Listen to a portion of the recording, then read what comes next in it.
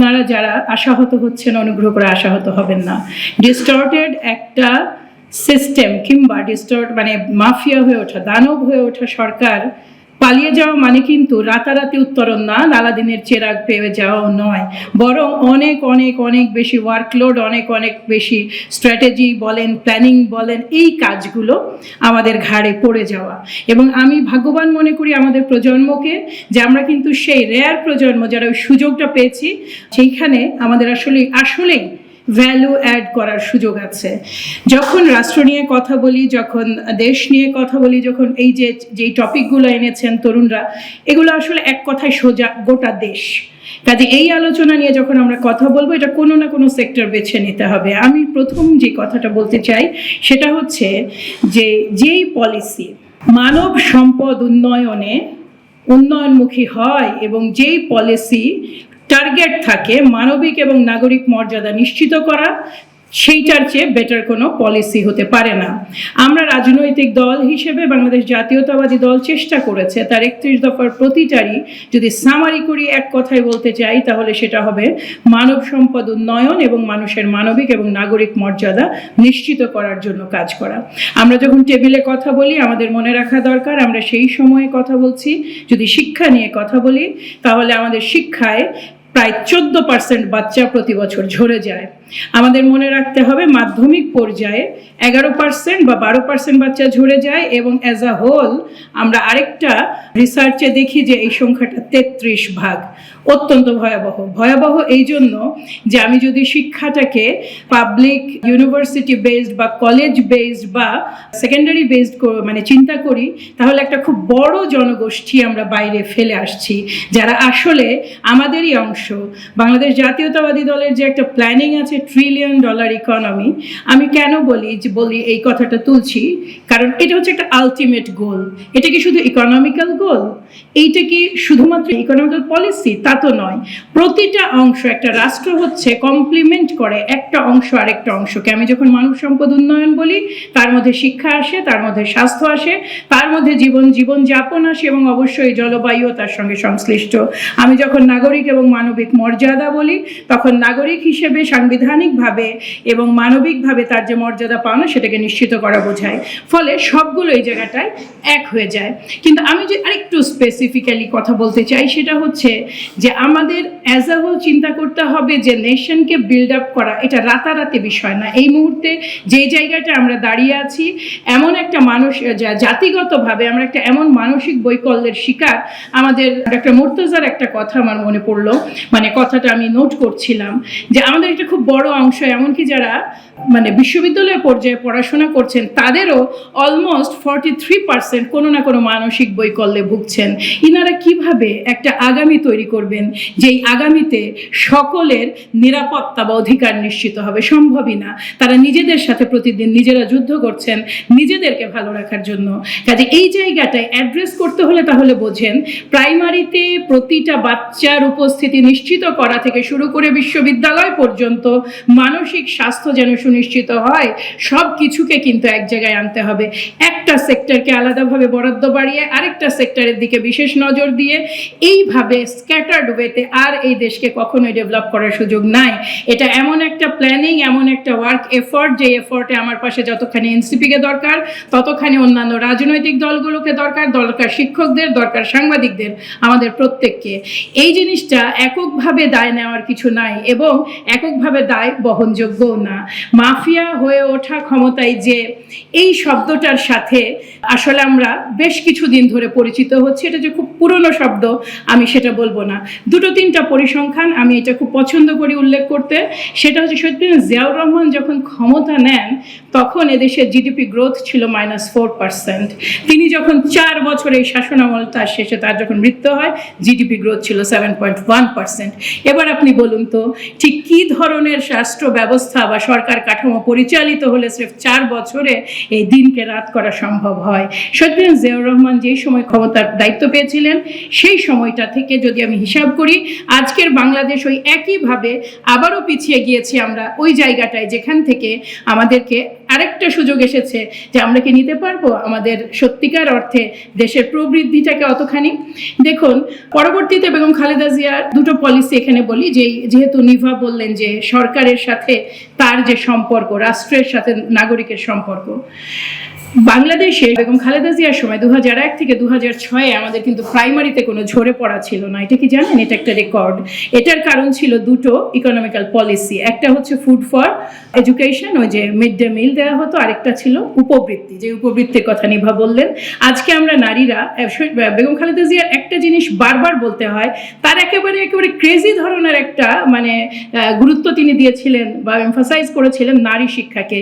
এটা এত বেশি এটা প্রেশার করা হয়েছিল ওই সময়, যেটা সর্বোচ্চ উপস্থিতির মাধ্যমে। আজকে দেখুন, আমরা যখন দেখি যে গত 10 বছর ধরে বিশ্ববিদ্যালয়গুলোতে ভর্তি পরীক্ষায় নারীরা অনেক এগিয়ে, বিভিন্ন ক্ষেত্রে তারা চাকরি বাকরিতে এগিয়ে, এটার কিন্তু একটা গোড়া তখন পত্তন হয়ে গিয়েছিল। এই যে কিছু কিছু পলিসি মানুষের জীবন যাপন বদলে দিতে পারে তার ভবিষ্যৎ এবং দেশের ভবিষ্যৎ। আরও একটা খুব স্ট্রং কানেকশন রাষ্ট্রের সাথে জনগণের আছে, সেটা হচ্ছে তার ভোটাধিকার। এই ভোটাধিকার যেটা নানা ছলে নানা কৌশলে তার কাছ থেকে ছিনিয়ে নিয়ে আসা হয়েছে। আমরা যখন নিবার কাছে শুনছিলাম সেই কিশোর গ্যাংয়ের ছেলেটির কথা, সেই কিশোর গ্যাংয়ের ছেলেটিকে ইনক্লুড আসলে কিভাবে করবেন? ও কি প্রাইমারিতে তো যায়নি, ও তো সেকেন্ডারিতেও যাওয়ার সুযোগ পায়নি। তাহলে এই যে মাধ্যমিকের বয়সে এসে সে কিন্তু এখনো শিক্ষার বাইরে। এইটার জায়গাটায় আছে ভোকেশনাল ট্রেনিং এবং অন্যান্য ট্রেনিং। এইবারের শিক্ষা পলিসি যেটা নিড বেসড এবং নলেজ বেসড করা হচ্ছে, মনে রাখতে হবে আমাদেরকে অবশ্যই সেই জায়গাটায় মুভ করে যেতে হবে যে আমরা কি শুধুমাত্র বিশ্ববিদ্যালয়গুলো রেখেছি মাস্টার্স প্রডিউস করার মেশিন হিসেবে? এটা প্রশ্ন। জাতীয় বিশ্ববিদ্যালয়কে যদি আমরা উদাহরণ হিসেবে ধরি, জাতীয় বিশ্ববিদ্যালয়ে 34 লক্ষ শিক্ষার্থী। Can you imagine? 34 লক্ষ। বিশ্বে দুটো সার্ভে পাওয়া যায়, একটা অনুযায়ী ওটা সেকেন্ড লার্জেস্ট, আর আরেক সার্ভে অনুযায়ী এটা ফোর্থ লার্জেস্ট। আপনি যেই হিসাবেই দেখুন না কেন, আপনি না মানে ছাত্র সংখ্যা এটাকে সেকেন্ড বা ফোর্থ লার্জেস্ট বানিয়ে তো দিলেন, কিন্তু আসলে কি কি সুবিধা আপনি ছাত্রছাত্রীদের দিচ্ছেন? এই যে প্রতি বছর 10 লক্ষ তাদের যে মাস্টার্স বেরোচ্ছে, এই 10 লক্ষ মাস্টার্সকে চাকরির যে অভাব আছে তার চেয়েও বড় কথা সঠিক এবং যোগ্য লোকের খুবই অভাব।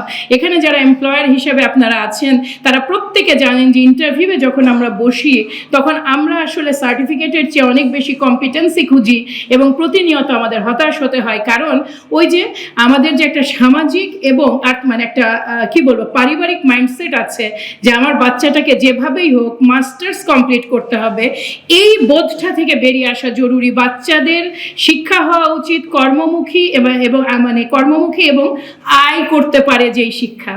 আপনাকে যখন আমি পার্ট টাইম জব শুরু করি ক্লাস 8 বা 9-এ ভলান্টিয়ার হিসেবে, আসলে আমার একটা মাইন্ডসেট তৈরি হয়ে যায় যে আমাকে আমার জীবনটা কাটাতে হবে, আমার জীবনে রোজগার করতে হবে।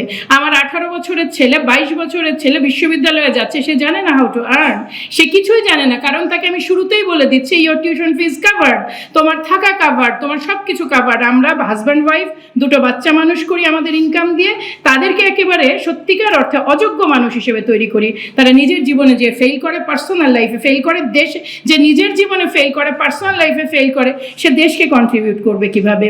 অ্যাজ আ হোল এই কালচারটা চেঞ্জ করা দরকার স্কুল পর্যায় থেকে।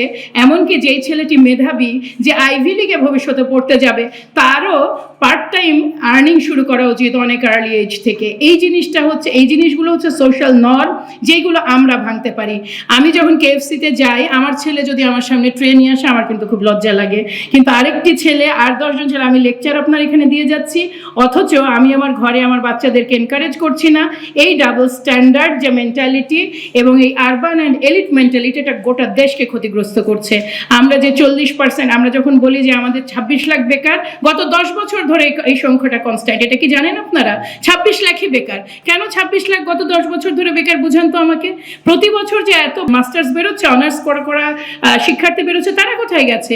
এই যে হিসাবে সবসময় ফাঁকি ঝুঁকি দিয়ে 1 ঘন্টা সপ্তাহে 1 ঘন্টা আপনি যদি কাজ করেন আইএলওর হিসাবে, আপনি আর বেকার নন। এই ফাজলামিগুলো থেকে বেরিয়ে আসি। আমাদের যখন পলিসি করব, লেট আস বি প্র্যাকটিক্যাল। আইএলওর ডেফিনেশনে আমাদের বেকারত্ব মাপতে গেলে সারা জীবনে 20 লাখ বেকারই আমাদের থেকে যাবে, 25 লাখ বেকার থেকে যাবে, যেটা সরকারের সাফল্যকে মহিমান্বিত করে। আসলে তো মানে প্রকৃতপক্ষে বেকারের সংখ্যা 2.5 কোটির কম নয়। কারণ হচ্ছে যে আপনার যে ঝরে পড়া সংখ্যা, ওটাকে তো আপনি পুরো বাদ দিয়ে দিয়েছেন। ওই ঝরে পড়া সংখ্যাকে আপনি কখনো ইনক্লুড করছেন না। সে বেকার হচ্ছে না সে কোনো রকম কাজে সক্ষম হচ্ছে কিনা, ওটা আপনার আর দায়ও থাকছে না। কাগজে কলমে নাই, তার মানে হচ্ছে সে আর কোথাও এক্সিস্ট করে না। আমরা যে পলিসি নিয়ে ভাবি, প্রথম এবং প্রধান কথা হচ্ছে ইনফর্মাল সেক্টরে যে লেবারগুলো আছে, ইনফর্মাল সেক্টরে যে কাজগুলো আছে, আপনি কৃষি বলুন, আপনি ব্যবসা বলুন, প্রতিটাকে মানে ইনস্টিটিউশনালাইজেশনটা হচ্ছে প্রথম টার্গেট। এই ইনফর্মাল সেক্টর থেকে টোটাল লেবার বলুন এবং এই কর্ম বলুন, এটাকে নিয়ে এসে মূল সেক্টরে ইনক্লুড করা, এটা হচ্ছে প্রথম ধাপ, এটা অ্যাড্রেস করা। এর বাইরে আপনার যার যতটুকু শিক্ষা আসলে নেওয়া প্রয়োজন, সবার মেধা তো সমান হয় না। আমার মেয়েটি সবসময় স্কলারশিপে পড়েছে, আমার ছেলে পড়তে পারেনি কখনোই, তাকে সবসময় আমার ইনপুট দিতে হয়েছে। তারা 2 রকম ড্রিম নিয়ে বড় হচ্ছে। আমার ছেলের যদি প্রয়োজন হয় সে হায়ার স্টাডিতে যাবে, এবং যদি প্রয়োজন না হয় তাকে জীবনের পথে হাঁটতে হবে। এই জায়গাটায় একটা মানে ছেদ টানা অত্যন্ত জরুরি। এবং এই যে need based education should start from grade 8। এই জায়গাটা থেকে যে আমরা অন্যান্য যে কথাগুলো বলছি, পলিসি নিয়ে যখন কথা বলছি, পলিসিতে প্রত্যেকের অংশগ্রহণ যতখানি জরুরি, ততখানি ওই অংশের অংশগ্রহণও জরুরি যারা আসলে সব অর্থেই বঞ্চিত। তাদের অংশগ্রহণ আসলে কিভাবে নিশ্চিত করবেন অবাঙালিদের, কিংবা এই দেশে যে এই মুহূর্তে যারা বহু রোহিঙ্গা বাংলাদেশি হয়ে গেছে তাদের, কিংবা সেই সমস্ত সাঁওতালদের, হাওড় বাওড় অঞ্চলের উপকূলীয় অঞ্চলের সেই মানুষদের, তাদের নিশ্চিত করবেন কিভাবে? নিভাত লাকি সে 1.5 মাসে একটা প্ল্যান পাশ করে বের করে নিয়ে গেছে সচিবালয় থেকে। আমরা কি শুনলাম না মামুনুর রশিদ ভাইয়ের কাছে 2024-এ পাশ হওয়া উপকূলীয় অঞ্চলে সেই প্রজেক্ট আজকে 11 বছর পরে পাশ হয়নি? মূল কথাটা হচ্ছে সমন্বয়। আপনি কি সমন্বয় করে দেশটাকে সামনে নিয়ে যেতে চান কিনা? যেইখানে আমাদের যে প্রোগ্রামের তো শেষ নাই, প্ল্যানিংয়ের তো শেষ নাই। আমরা চেষ্টা করেছি আমরা আমাদের বেস্ট মানে স্ট্র্যাটেজি দেওয়ার, কিন্তু অ্যাট দ্য সেম টাইম এইগুলো যখন আমরা যখন মাঠে নিয়ে যাব, তখন প্রত্যেকের সহযোগিতা প্রয়োজন। এনসিপির 5টা প্ল্যানিং ভালো আছে, আমাদের 5টা প্ল্যানিং ভালো আছে। ডায়ালগের মধ্যে দিয়ে বসে যেটা বেস্ট সেইটাই যেন হয়। এই কারণেই এইবারে বাংলাদেশ জাতীয়তাবাদী দলের আরেকটা কমিটমেন্টও আছে, সেটা হচ্ছে জাতীয় সরকার নির্বাচনের পরে। শুরুতে সাকিব একটা কথা বলেছিল যে রাজনীতি থেকে তরুণরা বিযুক্ত মনে করে নিজেদের, প্রসেসে ইনক্লুড না হলে কোন তো বিযুক্তই থাকবেন। আপনি রাজনীতিকে ঘৃণা করবেন না, রাজনীতি থেকে বিযুক্ত তো অটোমেটিক্যালি হবেন। আপনি ভোট দিতে চাইবেন না, আপনি তো বিযুক্তই থাকবেন। আপনি আপনার ক্যান্ডিডেট সিলেকশনে পিছিয়ে থাকবেন, আপনি তো বিযুক্তই থাকবেন। আপনি দেশ তৈরিতে আপনার ড্রিমের শেষ নাই, কিন্তু আপনি প্রসেসে ইনক্লুড হবেন না, আপনি ভাই বিযুক্তই থাকবেন। কাজে তরুণদের প্রথম আমার যেটা মনে হয়, inclusion is the only policy. যেইভাবেই বলেন না কেন, গালিও দিতে হলে ইনক্লুড হয়ে গালিটা দেন, সেটা ভালো হয়। ধন্যবাদ সবাইকে। সালাম আলাইকুম।